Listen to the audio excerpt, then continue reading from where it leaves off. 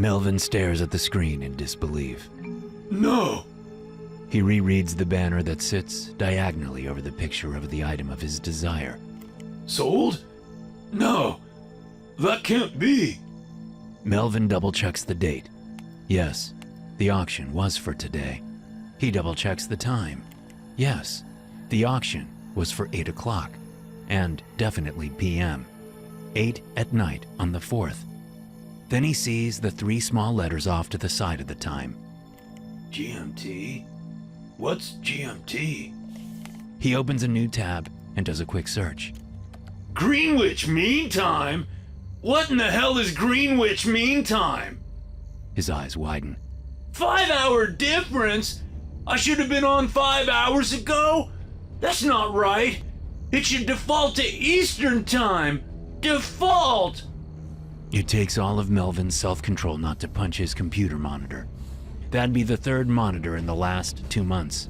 So Melvin, despite his intense rage at missing out on the auction, is quite proud of his restraint. He stands up and punches his thighs over and over and over instead. By the time the pain reaches his brain, he's exhausted himself. So he plops back into his chair and stares at the screen some more. It says, sold. But it was supposed to be mine. I was supposed to have it. How could someone else have it? That doesn't make sense. He pulls at his hair. That doesn't make sense! Melvin punches the monitor, and the screen splits into a million jagged cracks. Damn it! He punches the monitor again, and blood joins the cracks. The sight of red on the screen and the blood dripping from the 100 small cuts on his knuckles enrages Melvin even more. He leaps out of his chair, grabs the monitor on both sides, and throws it across his bedroom. Melvin? What's going on in there? Nothing, Mom! Shut up and watch your shows! Don't tell me to shut up! I'll tell you to shut up if I want to tell you to shut up, you dumb bitch! If your father was alive, he'd tan your hide for speaking to me that way. Well, he's not alive, is he, Mom? Is he? So shut your stupid trap and leave me alone! Did you break your computer TV again? Is that what I heard? I'm not paying for another computer TV, Melvin. It's not a computer TV, Mom. It's a computer monitor. Monitor! I don't care what it's called.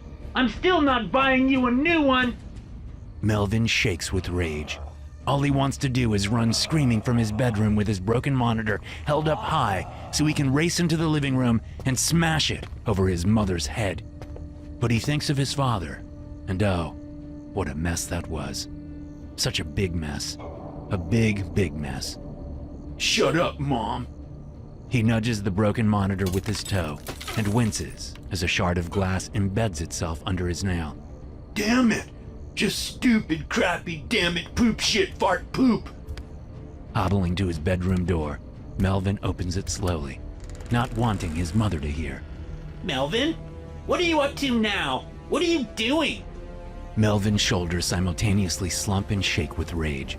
It's a posture he's perfected over his 31 years in response to his mother's constant, never-ending, always shrill, ever-judging, stupid, stupid, stupid voice. Without responding, Melvin limps into the bathroom and closes and locks the door. He hunts under the sink for the first aid kit, but doesn't find it. Tossing cleaners and wipes and extra toilet paper everywhere, Melvin empties the small space. Still no first aid kit. He stands and yanks open the medicine cabinet. There's a bottle of iodine and a box of adhesive bandages on a shelf. His mother calls them Band-Aids, but Melvin knows better. Band-Aids are a specific brand of adhesive bandages. The box in the cupboard is the generic kind from Kroger, which makes them adhesive bandages, not Band-Aids. So stupid, Mom. You're so stupid. He pulls the bottle and box down onto the bathroom counter, then closes the lid on the toilet and takes a seat. He stares at his knuckles, then looks down at his bleeding toe. Melvin doesn't know where to start, knuckles or toe. He shrugs and opens the bottle of iodine, holding it over his toe first. Gotta be careful. Slow. Gotta pour slow. He looks at the bottle, then at his toe. then at the bathroom floor. I should put a towel down so I don't... A sudden banging on the bathroom door makes him jump, which causes him to fumble the bottle for half a second before it slips from his grip and falls, landing directly on his wounded toe, then onto the bathroom floor, where it glugs iodine onto the stained linoleum. God damn it, Mother! The pain is excruciating. His rage engulfs him. The iodine spills from the bottle, a rusty pool of acrid liquid spreading across the bathroom floor. Melvin, what are you doing in there? Are you masturbating? No, Mom! I'm not masturbating! Go away! What are you doing? Is that my iodine I smell? Are you using my iodine? I had to! The first aid kit is missing, Mom! I moved it into the kitchen after I cut myself slicing a bagel. Did you know that bagel injuries are the #1 emergency room wound?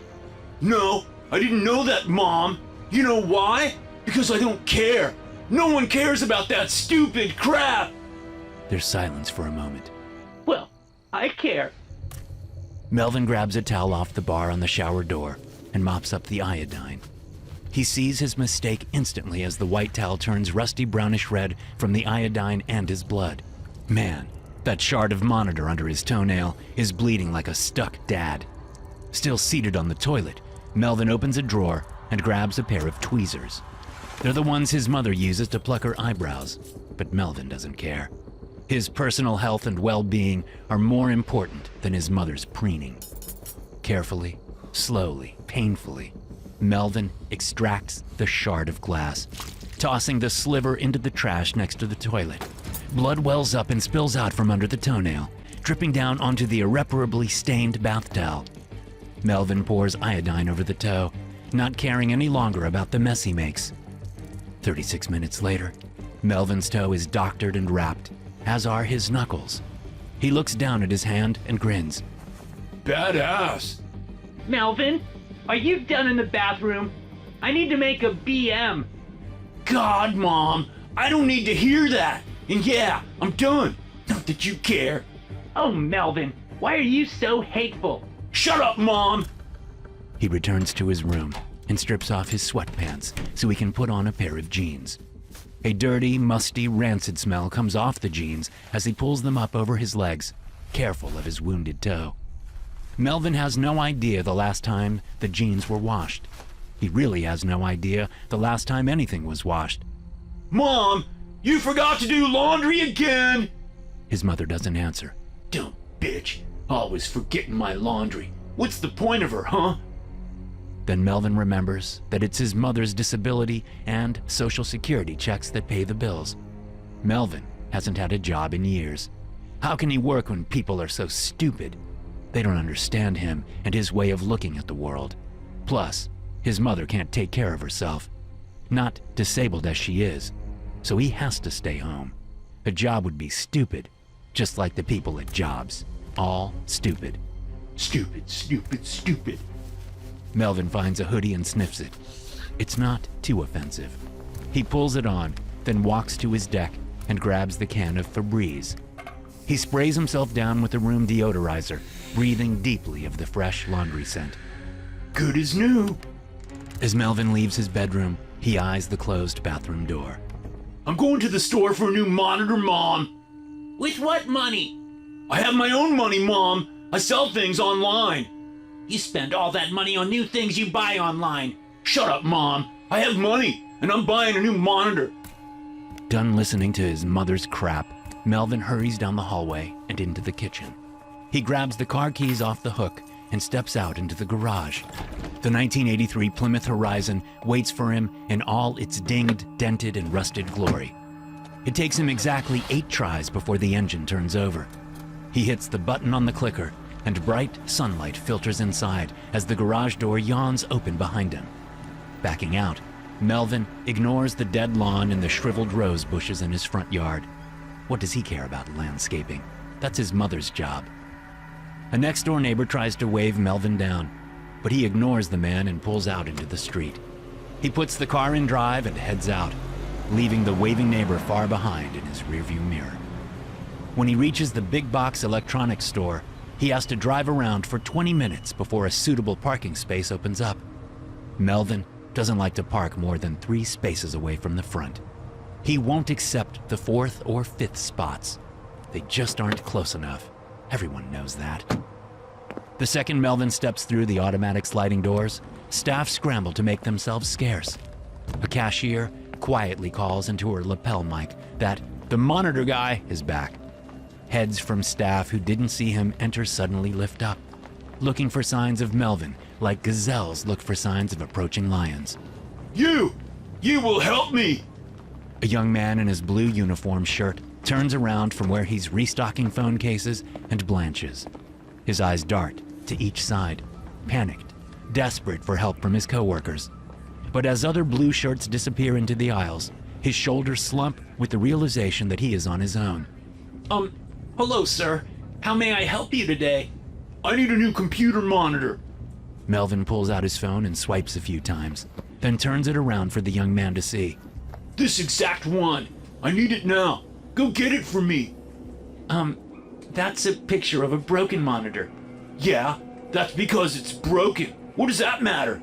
Look at the picture and go get me this exact monitor. Now! The young clerk jumps, but holds his ground. Do you know the brand, sir? The model? I can't tell from the picture what exact monitor it is. Oh my God! How stupid are you? Melvin faces his phone again and pinches and pulls until he has the bottom of the monitor blown up on his screen. Then he shoves the phone at the young clerk again. There! See? Get that! The young clerk frowns. I still can't read that, sir. I am sorry. Do you have an account with us? I can look up your purchases and see if it's in there. Will that be helpful? Helpful for you, maybe. I don't need to know my purchases. I already bought the stuff. I know what it all is. The young clerk looks like a deer caught in headlights. He glances around for help once more, quickly sees that no one is coming, and sighs. Yes, thank you, sir. It would help me considerably. If you'll follow me. I don't follow anyone.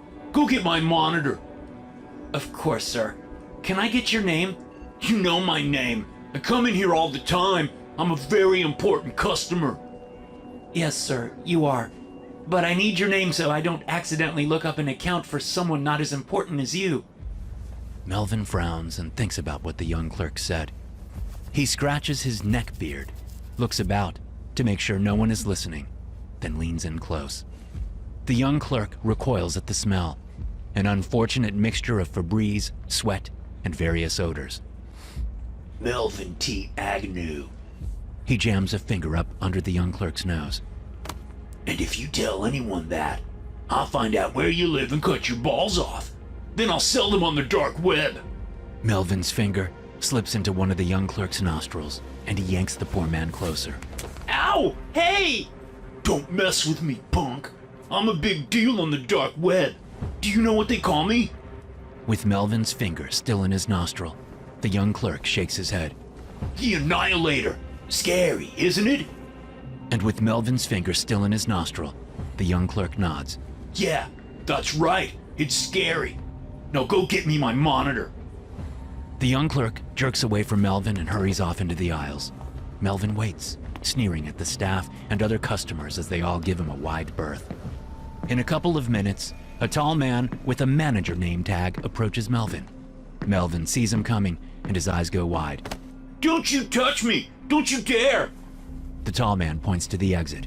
You, get out now. I told you last time that if you touched one of my staff again, you would be barred from my store. This isn't your store. You don't own it. But that's about all the argument Melvin has in him. He turns tail and runs out of the store, screaming over his shoulder. I'll just buy it off Amazon! When he gets home, he rushes into the living room and stands in front of the TV, blocking his mother's view from where she sits in her nasty, moldy, smelly recliner. God, Mom! Take a shower or something! You stink! Melvin, move! No, Mom! I need your phone! I have to order a new monitor because the jerk manager down at the store is so stupid that he forgot to keep the monitor I like in stock. That's not what happened, is it, Melvin? You got kicked out again, didn't you? Shut up, Mom, and give me your phone. Melvin doesn't wait for her response. He lunges forward, grabbing the phone out of her gnarled grip, almost taking the hand with it.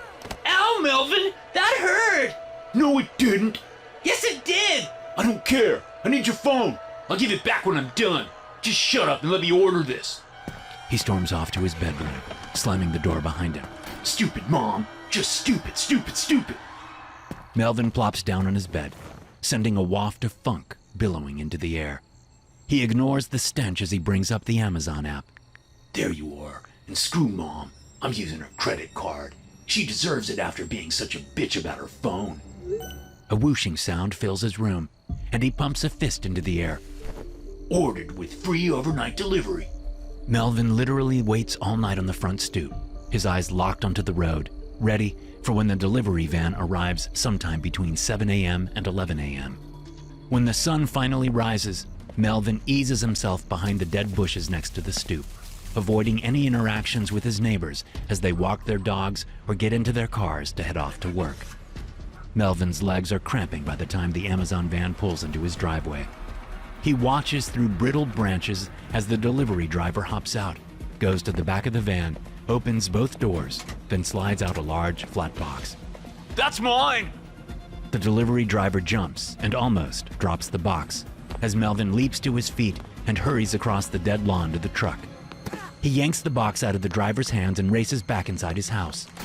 Melvin is in his room and connecting the new monitor before the stunned delivery driver even has a chance to log the delivery, get back into his van, and back out. The sound of the van driving away is mixed with the sound of Melvin's computer booting up. Squealing tires come from outside, and corporate branded chimes come from inside. Melvin hears none of it. He's all eyes, and those eyes are on the new monitor as the computer starts up. The second he sees his home screen, he launches his VPN and dives into a furious search for a specific person with a specific item that he wanted to win in that damn auction. An item he should have won. His fingers tremble with anger as he types. It takes him all morning before he finds what he needs. To his surprise, the address is for a house only 2 towns over. Perfect! Your ass is mine now. His mother shouts at him as he runs out of his room and into the garage. Pick up some more cereal while you're out. No, Mom! Get off your dead ass and go pick it up your own damn self! Melvin knows she can't do that. He smiles at that knowledge as he gets into the horizon and backs out of his driveway. First stop is gas, and he uses his mother's credit card for that. Then he stops for a cheese biscuit and home fries, using his mother's card again. With the gas tank full and his belly full, Melvin navigates the highways until he reaches the town. Then he navigates the back streets until he finds the address. Without bothering to look around, Melvin grabs the tire iron he keeps on the floor next to the driver's seat and gets out. He stomps up to the front door, opens it without knocking, and points at the stunned man sitting on the bench. You took something from me, and I want it! The man stands up, wiping Cheeto dust from his fingers on his shirt. Who the fuck are you? Get the fuck out of my house! Melvin does the opposite and crosses the room, the tire iron lifting then falling. The man collapses across his coffee table, moaning as blood gushes from the crack in his forehead. Melvin leans down, grabs the man by the hair, and lifts his head up. Where is it? The guy moans as his eyes flit to the side. Melvin slams the man's face into the coffee table once, twice, 3 times. Then he looks off to the side of the living room at a ratty side table with a single drawer. When Melvin opens the drawer, he smiles so hard that his cheeks hurt. There you are! He snatches out a passport. But it's not a United States passport. No, the seal on the front is from somewhere much, much further south, and it's not Argentina. The passport, to hell! He presses the passport to his chest and sighs. Finally! Then he pulls it away and looks at the picture inside. It's an image of the man bleeding out only a few feet away, but the image is slowly fading to a blur. Melvin smiles. That's right. Now you're mine. Get his damn picture out of there. The guy slumped across the coffee table moans again. Melvin walks over and slams the tire iron against the back of his skull. The man goes still. Melvin wipes the tire iron on the back of the guy's shirt and sneers down at the body. Teach you to steal from the Annihilator. He's out of the house and back in his mother's horizon in minutes. He opens the passport again, and the man's face is completely gone from the photo. A new face is slowly starting to appear, and Melvin grins maniacally as he recognizes the new one. When Melvin finally returns home and pulls into his driveway, one of his neighbors is standing there, blocking his way. Melvin lays on the horn, and the man walks around to the driver's window, making a roll-it-down gesture. What do you want, Tom? I'm really busy right now. Melvin, I am done telling you this, but you have to take care of your yard. This lawn has become an eyesore. Start maintaining the yard or I'm calling the city. They will find you, you know. Melvin shoves the door open, forcing Tom to stumble back. You think I care? He shakes the passport at neighbor Tom. Lawns are for simpering cucks like you, Tom. Melvin gives Tom a hard shove, knocking the man onto his ass. A cloud of dirt poofs up from the dead lawn. What is wrong with you, Melvin? Nothing is wrong with me, you little bitch. It's you who is wrong. You and your bitch wife. Go to hell, Melvin. I'm planning on it. He hops back into his car and pulls it into the garage. He laughs as he gets out and can just see Tom still sitting in the dirt, stunned and wide-eyed. Then the garage door closes, and Melvin hurries into his house. Mom, I got it! I fucking got it! He storms over to his mother's recliner and jams the passport in her face. See? It's real! A real passport to hell! And you didn't believe that I could get it! His mother says nothing. That's right! I got it! And it's super cool! Hell, here I come! He shakes the passport in her face again. Of course, Melvin's mother's desiccated corpse sees nothing. But Melvin doesn't realize this. He absolutely refuses to realize this. To Melvin, his mother is alive and well. How could she be dead? It's not like Melvin poisoned her years ago or anything. Melvin yanks the passport back and stares at the photo. It's no longer a blurry mess. Now it is fully defined. A fully defined photo of Melvin's face. Yeah, it's super cool! Now I can go to hell and find Dad and kick his ass! What an asshole, right? I shoot him 15 times, and he does what? Dies? What a little bitch! He lifts his chin to the ceiling and bellows. I'm coming for you, Dad! Melvin stomps to his bedroom and sits down in front of his computer. He brings up the auction website and smiles as he sees that his bid is still the highest for the train ticket to hell. It's not like he's going to just walk into the place. The Annihilator doesn't walk anywhere, thank you very much. That would be crazy. I want to go with. Get me a ticket too. Shut up, Mom! You just be dead weight. And Dad hates you anyway, so the answer is a big fat no. But I want to go. Shut up and watch your damn TV shows. Melvin stares at the new monitor and watches as the auction clock slowly counts down. But he's not worried. Even if he loses, he always has the Plymouth Horizon and his tire iron. He'll get the train ticket to hell one way or the other. What are we having for dinner? Mom, shut up!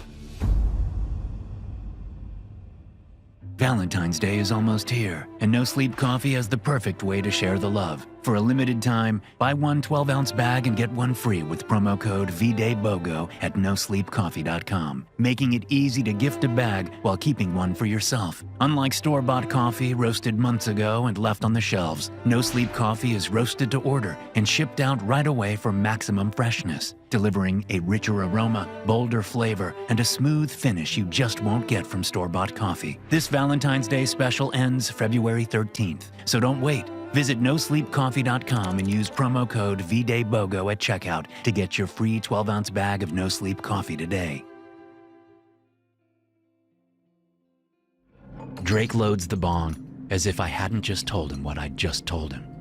Dude, are you even listening? Huh? What? Yeah, I'm totally listening. Heard everything you said.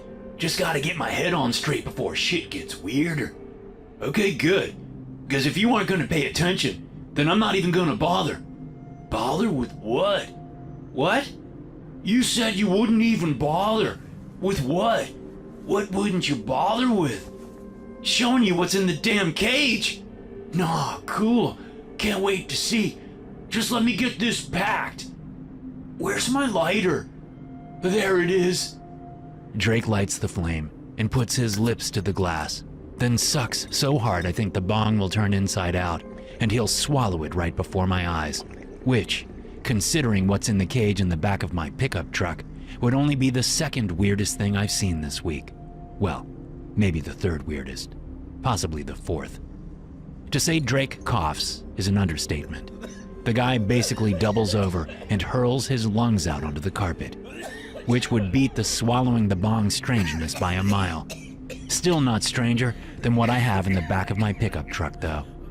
Drake finally stops coughing. You good? He holds up a finger and takes another hit off the bong until the bowl is empty. The coughing starts again. All I can do is lean back in my chair and wait. Okay. Drake takes several deep breaths. I'm good, man. I'm good. Now, what's this shit about the dark web? I mean, is that really a thing?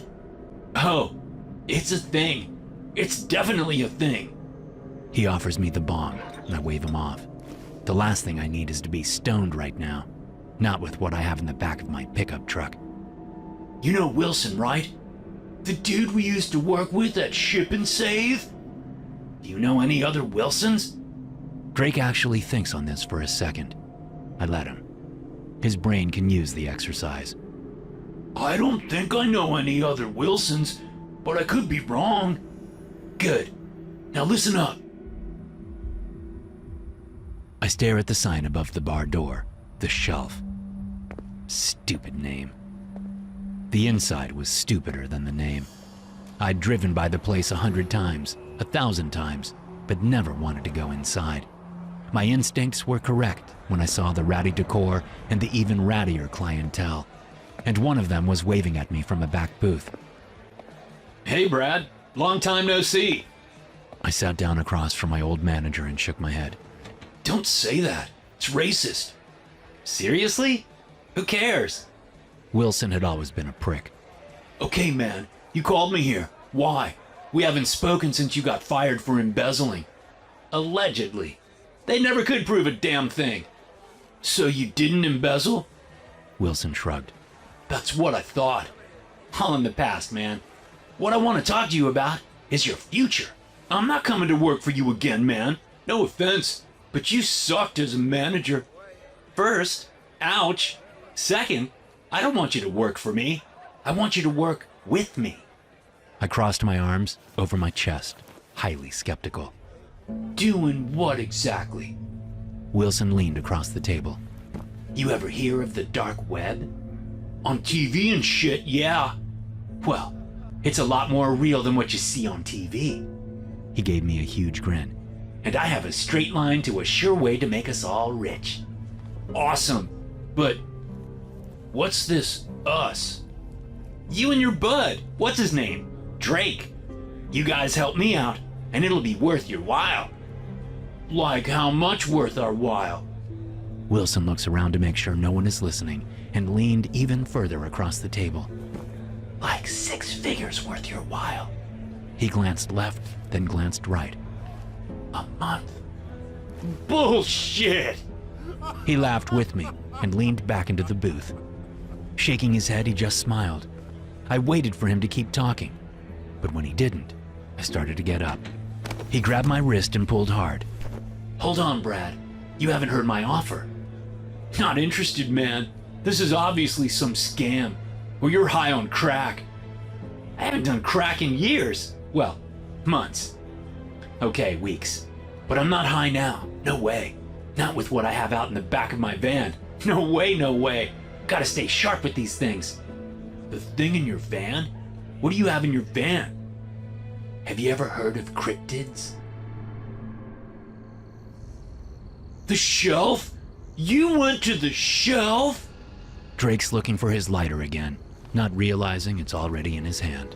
Frowning, he gives me a hurt look. Aw, man. I always wanted to go there. Can't believe you went without me. Drake? Yeah. You were out of town because of your great aunt, remember? Oh, right. Yeah. Sorta. What's wrong with her again? Is it cancer or something? It was, yeah.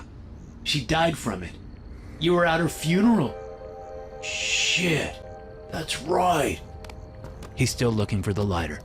I'm not helping him. He's on his own with this one. So Wilson asks me if I know what cryptids are. Drake bends over and looks under the couch from between his legs. Where the fuck is that lighter?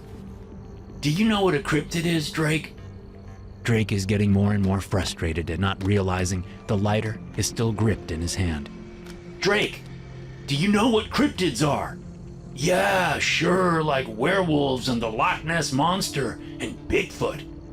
He's standing now and spinning in a slow circle, fruitlessly hunting for the lighter. Exactly. Drake's oblivious to my growing annoyance at his lighter antics. Drake, sit down and listen. He blinks at me a few times. You cool, Brad? You seem tense. Dude, I swear to God. He holds his hands up in surrender, then sees the lighter and pumps both fists in the air. Found it! He's back on the couch and about to light up the bong again, but he pauses and frowns over at me. Shit, man. I'm sorry. You were saying something. Keep talking. I'm listening. Just gonna hit this real quick. Nervous as all hell to be alone with Wilson as we walked to his rusty, dusty van, I glanced around the deserted parking lot behind the ratty bar. If the guy wanted to get all Buffalo Bill on me, I wouldn't be finding any heroes around anywhere to save my ass. Dude, I gotta work in the morning. After I show you this, and you say yes to my proposal, you won't have to go to work ever again. And what's this proposal of yours? You want me and Drake to take care of and feed some animal you got from across the border? Why not just put it in a kennel? You can't put something like this in a kennel, Brad. No way. Because it's a cryptid? Exactly. Some supernatural monster? I'm not sure if it's supernatural. He shrugged. Could be. I don't know. What I do know is it is worth a ton of money. Really? How much did you pay for it? Wilson looked around the parking lot like someone was going to overhear us. There wasn't a soul anywhere in sight, and I doubted that the barflies inside would ever twitch from their bar stools, even if a gaggle of cheerleaders were screaming bloody murder from the parking lot. $750,000. I gulped and raised my eyebrows. Where did you get that kind of money? He grinned. Maybe there was more truth to that embezzlement claim than anyone thinks. Dude, there isn't more to the claim because everyone thinks you did it. Doesn't matter. What does matter is I can turn this thing around and sell it for twice what I paid for it. Good for you, Wilson. You should do that. What I need to do is get going. Wilson grabbed my arm before I could turn away. I'll split it with you guys. 75-25. Let me go, man. I'm tired of your BS. It's not BS. Here, let me get my laptop. He hurried around to the front of the van and climbed inside. When he emerged, he had a laptop in his hand and was already turning it on. He typed for a minute, then spun the computer around for me to see. There, see? The auction is already up. 1.5 million. I studied the screen for a while and had to admit that the website looked legit. Weird and creepy, but legit. Great. I still don't understand why you need me and Drake. Wilson turned the laptop around and closed it. Then he went and set it back inside his van. When he returned, he looked sheepish. Yeah, well, I need your garage. I don't have a garage. But Drake does. You're the responsible one and would be in charge. While Drake has a garage where we can stash the cage until the auction is over. You need a garage? Use yours. I live in an apartment. You guys are the only ones I know who have access to a garage. I frowned at him, and he shuffled his feet. Okay, you are the only one who has access to a garage who answered my text. That tracks. I looked the van up and down. So you're saying that you'll pay me and Drake nearly $400,000 to feed and take care of some cryptid until this dark web auction goes through and you can sell it for twice what you paid? That's what you're telling me. Well, you wouldn't get paid until after the sale, but yeah. That's a lot of cash for pet sitting. Yeah, well, it's not a pet. You'd be earning your money, that's for sure. So this thing is dangerous? Oh yeah, very dangerous. And you are willing to trust me and Drake with it? Wilson shrugged. Oh, right. I'm the only one who responded to your text. But I know you guys can handle it. You were my star shift supervisor, Brad, and Drake was, well, Drake has a garage. I shook my head. Before you say no, you gotta see this thing. Once you see it, you'll say yes because it's so damn cool. He walked to the back of the van and grabbed the door handles. Then he laughed. If anything happens to me, my laptop password is FunkyButt69, all lowercase, all one word. When I didn't laugh with him, he frowned. Just kidding, I'll be fine. Is that really your laptop password? He didn't respond. Instead, he yanked the van doors wide open and stepped back. Ta-da! I walked around and took a look inside. All I could see was a large cube shape covered with a thick, heavy tarp.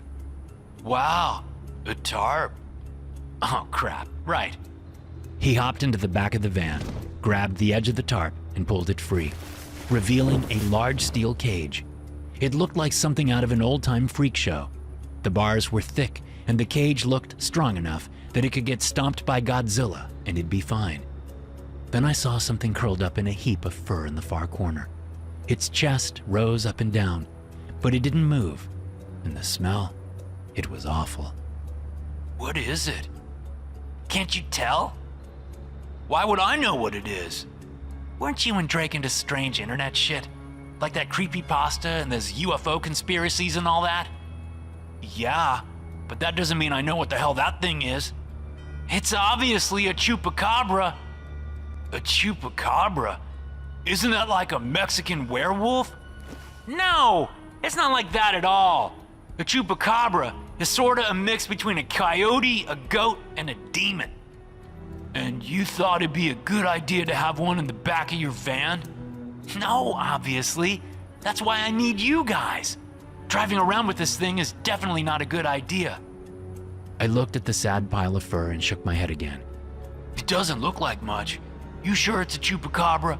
It looks more like it's just a mutated mountain lion. That's because it's resting. Here, I'll show you. Then Wilson hopped into the back of the van. I hear they got great drink specials. What? The Shelf, that dive bar. I hear they got really good drink specials. I don't know, dude. Maybe. I didn't order any drinks. Are you paying attention? Drake leans forward, his arms resting on his thighs, his full attention on me. Oh, I'm paying attention, man. But we both know chupacabras aren't real. Yeah, well, after what I saw, I'll argue against that any day. What'd you see? What'd Wilson do? Did he poke the mutated mountain lion with a stick or something? Get it all riled up? Pretty much. Okay, then what? I pause and think about the events that unfolded last night. My stomach turns as images flash through my mind. Brad? Dude, you okay? You went green. If you really want to know what happened, I'll tell you. But it'd be better if I didn't, okay? All I need is for you to say we can use your garage. I'll handle the rest. Sounds like you got some trauma, man. You don't know the half of it. Then tell me the half of it. If we're going to be partners in this cryptid-sitting business, then I gotta know the whole deal, man. Okay, but remember, you asked me to tell you. Drake twirled his hand in the air. Get on with it, man. Sue trauma es me trauma. I take a deep breath and continue. Wilson didn't have a stick. What he did have was a goddamn cattle prod. He even turned and showed it to me, sparking up the tip and cackling like an 8-year-old with a sparkler on the 4th of July. This'll wake it up. He started to move close to the cage, then leaned back and looked at the cattle prod. This is a loner, so you'll have to get your own. Sorry. I didn't respond, just stared at him until he moved back close to the cage. Wakey, wakey. He jammed that prod up against the ball of fur and let it have it. Sparks flew, and the creature jumped up, wide awake. and not too pleased about being shocked by a cattle prod. There, see? That's no mutant mountain lion, Brad. That's a 100% authentic Chupa fucking Cabra, man. Just look at... It all happened so fast that I wasn't sure what I was looking at for a minute. 1 second, Wilson's arm was jabbing the Chupacabra with a cattle prod. The next second, the arm and prod were on the bottom of the cage. What's this? What's going on? He stood there, blood gushing from his stump of his shoulder like I was watching a samurai movie. It sprayed the inside of the van, the cage, the Chupacabra, and the severed arm holding the no longer sparking cattle prod. Hey, Brad. I gulped hard. Yeah? Don't forget my password. Then, a hairy arm reached between the cage's bars, and impossibly sharp claws tore Wilson's throat out. Even more blood sprayed everywhere. There wasn't a dry square inch in the back of that van. I rushed forward and slammed the van doors closed. Then, I put my back to them and slid to the ground. I was close to hyperventilating, but I got myself under control. Then the chewing noises started up, and I had to turn and puke right there by the van. After wiping my mouth, I stood up and walked a few yards away. When I turned back, I saw two things. The van was rocking slightly from the feeding time going on inside, and the driver's side door was still open with Wilson's laptop sitting on the front seat. I went and fetched the laptop quickly, then retreated to what I thought was a safe distance. I opened the laptop, typed in the password, which was real, then began searching through Wilson's dark web auction account. It was all real. The monster was up for sale, and there was a bid for 1.5 million. We were gonna be rich. Drake narrows his eyes and glances at the front door. Hold on. You watched Wilson get butchered by something in a cage? Yeah. And now you're here, at my place with the thing? Yeah. Because it's worth 1.5 million. 2.6. But you said 1.5. That was the current bid at that time. When the auction closed, it had gone up. And that money is ours? You have access to it? Funky Butt 69, all lowercase, all one word. Holy shit. Drake hesitates, then jumps up from the couch, clapping his hands together. Hell yeah! Let's do this! Show me the monster! Without his enthusiasm, I get up and walk out the front door into his driveway. Drake Benson, I need to talk to you. We haven't even got off the porch before Drake's neighbor is hurrying over across her lawn toward us. Mrs. Nussbaum. Nice lady, if you like old women who have nothing better to do than call the cops on everyone she thinks is a trespasser in the neighborhood. Especially if those trespassers have a skin tone darker than pale white, like me. Drake, you were playing your music too loud again last night. I will not stand for it. I will not. Sorry, Mrs. Nussbaum. I fell asleep and forgot to turn it down. Her eyes find me, and I know shit is about to hit the fan. Who's your darky friend? Mrs. Nussbaum, that's just not cool to say. And this is Brad. You've met him before? I don't think so. I'd remember a darky like this. The old woman racist dismisses me with a nasty look, then turns her anger on my truck and the tarp-covered cage in the back. What's in this truck? Is it drugs, guns, probably stolen TVs? She wafts her hand in front of her nose. And it smells! What are you and your darky friend up to, Drake Benson? I can tell Drake is about to lose it on the woman, so I step between him and the old racist. Forget about it, Drake. She's not worth it. Not worth it? Not worth it? It's you who aren't worth it, darky! Taking all of the welfare and smoking all the drugs? She wags a finger at both of us. I have my eyes on you too. She then turns on her heels and stalks off. We wait for her front door to slam before moving closer to my truck. I don't know about this, man. Mrs. Nussbaum has really been up my butt lately. Trust me on this. He kicks his toe against the driveway and stares at the tarp. Can we even lift it? I was able to back my truck up to Wilson's van and slide it in. We'll just do the same and slide it out into your garage. I don't know. It'll be fine, Drake. Trust me. Before he can object again, I rush to the driver's door and jump into my truck. Luckily, I already backed into the driveway, so all I have to do is get the bed closer to Drake's garage. Drake moves out of the way as I use the backup camera to get as close as possible, making sure there's still room to maneuver the cage into the garage. Drake has his garage door thrown open by the time I'm done, and he is shoving old boxes out of the way to make room for the cage. For how long? I lower the tailgate. Pretending to be Wilson, I messaged the website, and they said they'll be by for pickup on Sunday. Drake hems and haws, then slaps his palms against his thighs. Ah, screw it. You only live once, and being a millionaire would sure make that living a lot easier. I smile and punch his shoulder. That's the spirit, dude. It takes us some serious wrangling, but we manage to get the cage to the edge of my truck bed and sorta ease it down onto the garage's concrete floor. And by sorta, I mean we drop it the last foot and have to jump back to get from getting crushed. The tarp falls away and Drake stares. Damn, dude. You weren't kidding. The creature glowers at us, but doesn't move from its spot, tucked into the cage's corner. A fucking chupacabra. Yup. He looks at me, and his smile falters. What is it? What aren't you telling me? The website people gave me some idea on how to care for it. It'll rest a bit now that its belly is full, but it gets hungry fast, so we'll have to feed it again before Sunday. Feed it? Feed it what?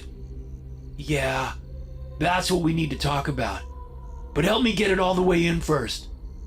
Drake jumps, realizing that anyone walking by will definitely see the cage, even with my truck blocking most of the view. We hurry and shove the cage inside the garage and close the door behind us. Then we stand and stare at the thing. Okay, man. What does it eat? Be straight with me. Yeah. So the website folks say it only eats one thing.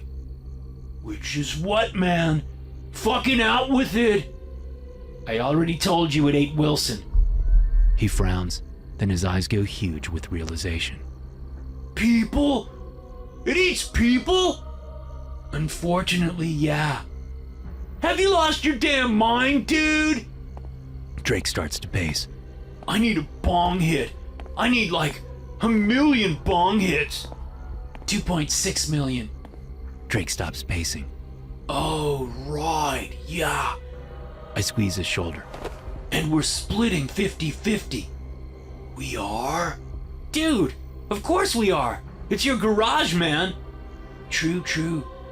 Then he smiles, as if he had taken those 2.6 million bong hits. He looks in the direction of Mrs. Nussbaum's house. Hey, wouldn't it be great if this crazy cryptid's next meal was some nasty, racist old bat who won't leave me alone? Mrs. Nussbaum? I shake my head. I don't know about that, man. Kinda risky. Nah, everyone hates her, man, and she lives alone. This thing will be long gone before anyone thinks to check on her. I laugh. What? You know, the website folks mentioned another auction coming up. This time for a Yeti. A Yeti? I wonder what they eat. Well, we can probably get it and find out. Drake nods as he stares at the chupacabra. Then he narrows his eyes and stares at a pile of brown goo on the floor of the cage. Oh man, what is that? Wilson, I guess. Damn. He shrugs. I'm still mad you went to the shelf without me. Dude, after Sunday, we can buy the damn place. Oh, right. Cool. Then he holds up a fist. Rock, paper, scissors you for who has to clean up the chupacabra shit.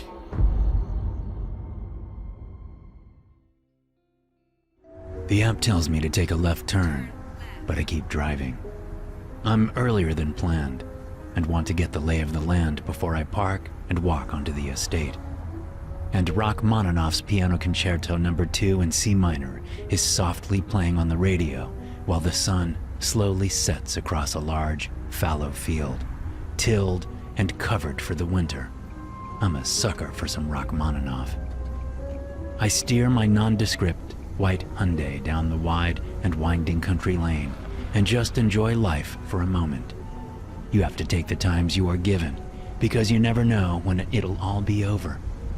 Even now, a deer could jump out of the underbrush and slam right into my car, sending me spinning and swerving and crashing into the drainage ditch along the side.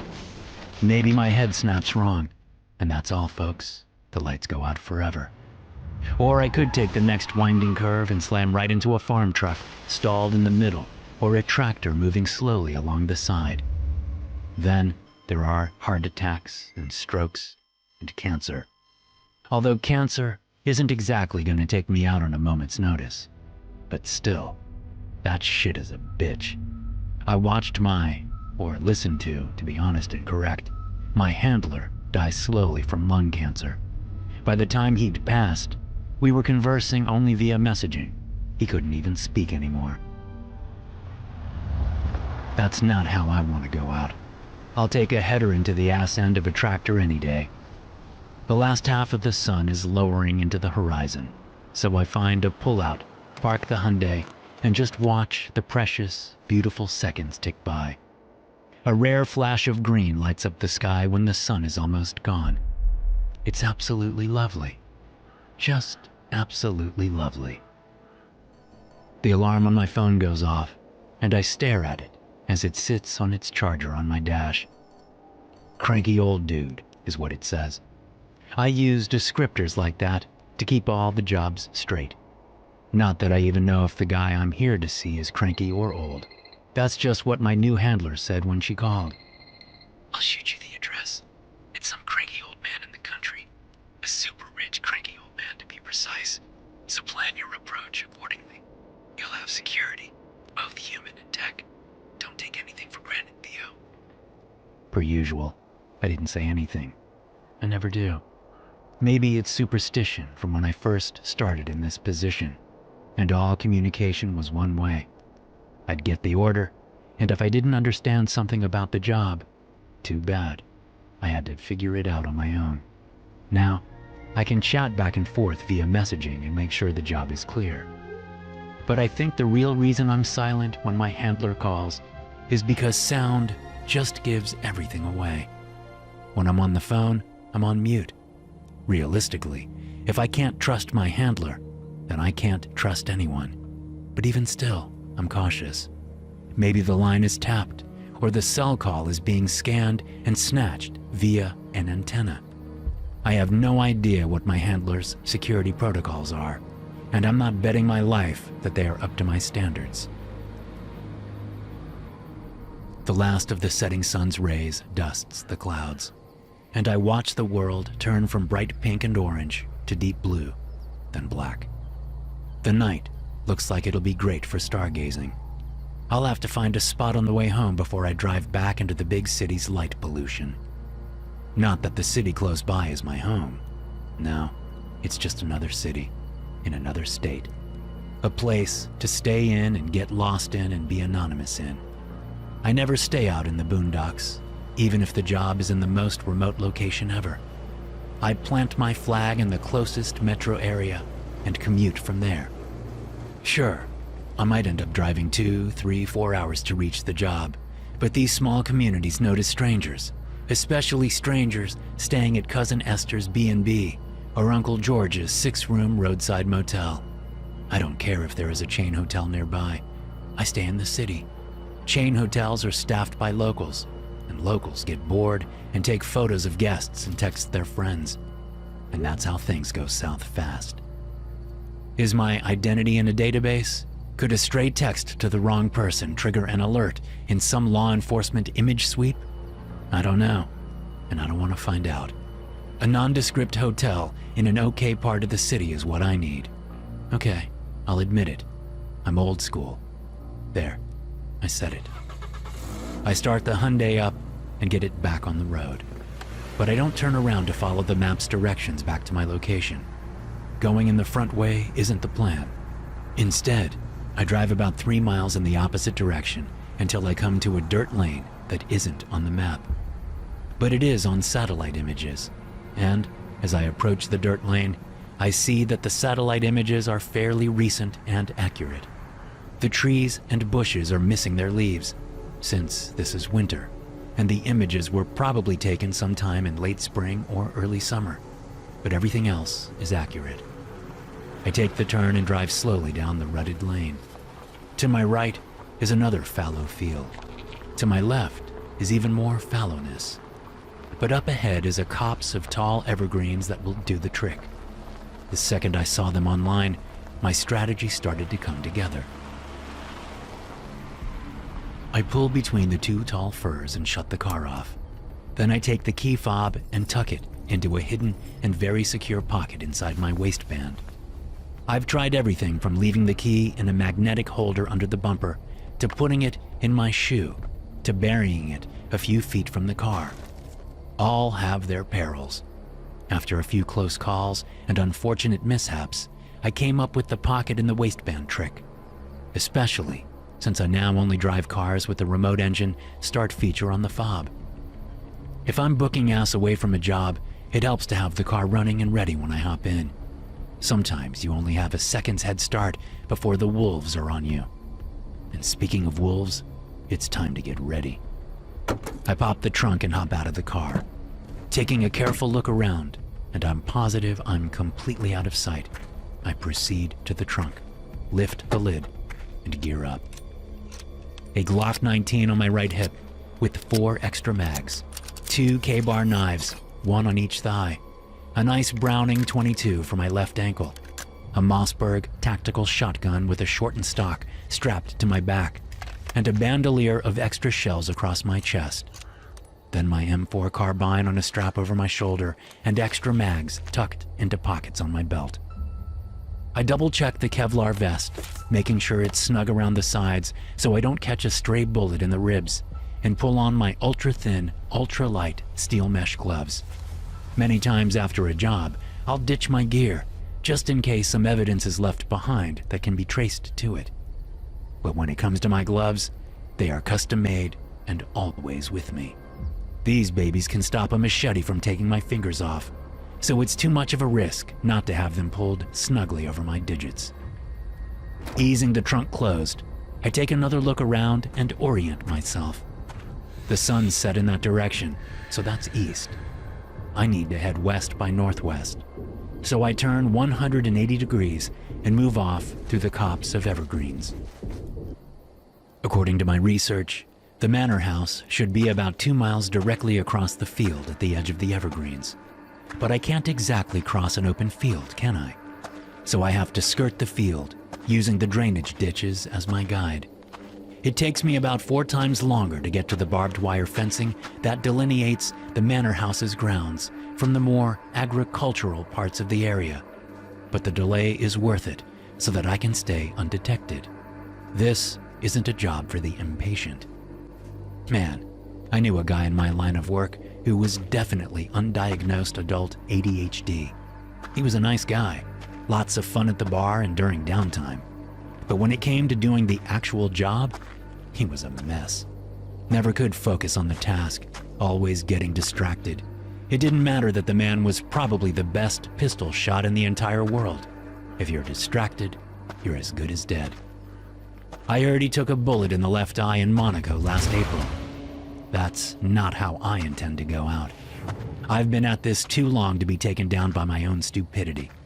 The second I get sloppy is the second I retire. If my sloppiness doesn't get me killed first. An itch at the back of my mind gets me thinking of my new handler. I don't know why I think of her. Maybe it's the thought of retiring. She came highly recommended, one of 4 on the list my previous handler gave me. He said any of the names could be trusted, but he suggested her because she is young, smart, and knows the lay of the new landscape that our world has become. No more dead drops or dusty P.O. boxes. No more newspapers and trash cans or packages left in the men's room. No, it's all online now. The dark web is what she calls it, or what everyone calls it, I guess. I don't know. I'm from a time when phones were bolted to the wall and your computer could play Pac-Man with really shitty graphics. Don't get me wrong, I'm internet savvy. I have to be in order to do the research that my jobs require. I need to know everything about the target, the location, and the possible blowback after the job is done. I research local law enforcement, I check every detail of every map, I look for any possible surveillance, not just at the location, but along the entire route to and from the job. I do my due diligence. It's just that some of the mystique and charm is lost when all someone has to do to hire a hitman is find the right website, pay the right Bitcoin, and place the order as if they're buying a sweater off Amazon.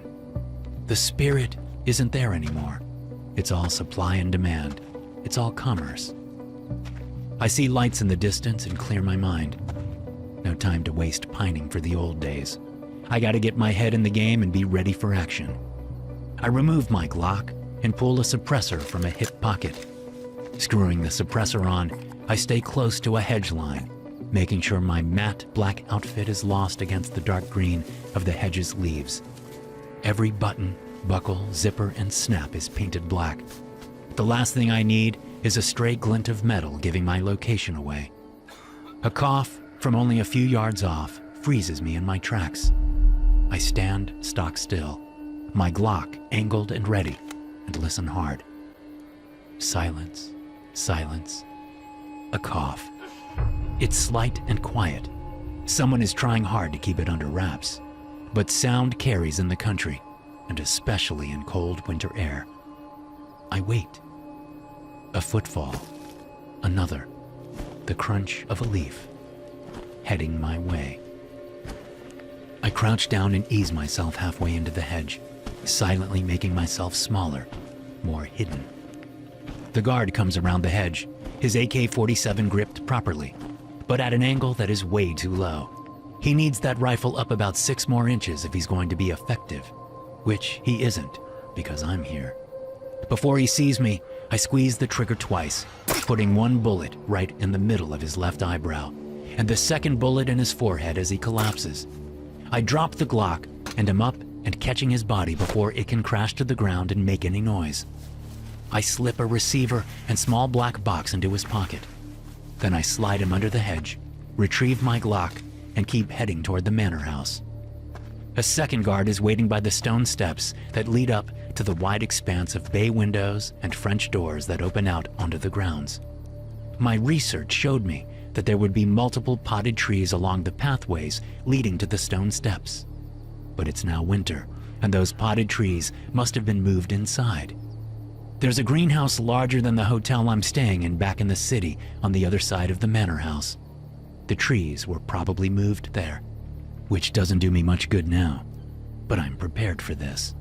Instead of heading straight for the steps the moment the guard turns his attention in the opposite direction, I keep moving along the hedge, then hurry past a small fountain and over to a large gazebo. At this point, it's all risk. I'll have very little cover once I leave the gazebo, but from what I could gather, there are several gaps in the surveillance on this side of the manor house. I can slip through those gaps easily. Of course, nothing is ever so easy. My handler's voice echoes through my head as I push away from the gazebo and cross the open and treacherous 30 yards to a low rock wall that makes up the base of a wraparound stone and concrete patio encircling the manor house. The guy is paranoid, so be careful. He expects an attack on his life at all times. His security is robust, and his people are well trained. But if you pull this off, the payday is enough for both of us to retire. And when she sent me the number, I had to agree with her. I could retire 4 times over with this payout. Her percentage would make for a very comfortable life for the next 6 or 7 decades she has left. If she's as young as I think she is. You never really know with the internet, which I guess is another one of my old ways gripes. Things have gotten more connected, but less personal. With my back pressed to the rock wall, I sidestep carefully to my right and move toward the front of the manor house. I don't care how paranoid he is. Nobody ever really thinks a frontal assault is coming. As expected, 4 guards stand watch at the front, 2 up by the main door and 2 down at the bottom of the steps. There are also 8 cameras, 6 laser tripwires, and rumored explosives. But those are only rumors. I couldn't find any specific corroboration that explosives had been installed. Seems risky to me. But the way these rich guys are, the target probably doesn't care what risks he throws his people into, as long as his ass is safe and sound. The men guarding the manor house are alert and at the ready. Still hidden, I slide a small remote from my pocket, wait until all heads are looking away from me, then press the remote's single button. A loud explosion echoes from the back of the manor house. That first guard and a good portion of the hedge are probably missed right now. Just as I thought, none of the guards abandon their posts, but all are distracted and pressing fingers to their earpieces, hoping to hear an update on what the hell is going on. I take advantage of their distraction and come at them fast with my Glock up. 4 guards, 4 bullets, 4 bodies. I'm past the dead guards and at the front door before the explosion's blast stops echoing across the wintry cold estate. And luck is on my side because the front door is unlocked. I slip inside, closing the door quietly behind me. I have maybe 3 or 4 seconds before the fact that none of the front guards are responding to their comms becomes known. I'm in the massive foyer and need to head upstairs now. Racing to the grand staircase, dead center in the manor's house's entryway, I hear shouts and alarms building throughout the place. I ignore it all and move quickly up the stairs, turning left when I reach the landing. I take another left and jog down a long hallway toward a set of double doors. When I reach them, I duck down low and try the handle. Unlocked. Good. They haven't gotten here yet. I slip inside and find myself in the most grotesquely lavish master bedroom I've ever seen. And I took out a sultan once. The room is gold and silk and expensive paintings and sculptures. Jesus, is that a real Rodin on that side table? My research tells me to head to the far closet, which is the second door on the left. I find it, step inside, and slide myself between a rack of suits where each one costs more than the Hyundai I drove here in. I double-check that my shoes are hidden in the shadows, because I'm no rookie bitch, and wait. The alarms and shouting don't stop. In fact, they get louder as I hear the bedroom door swing open and a stampede of rubber-soled shoes enters. Sir, we need to get you into the panic room immediately. We are under attack and your safety is of the utmost. No need to bother yourself with all of that, McLean.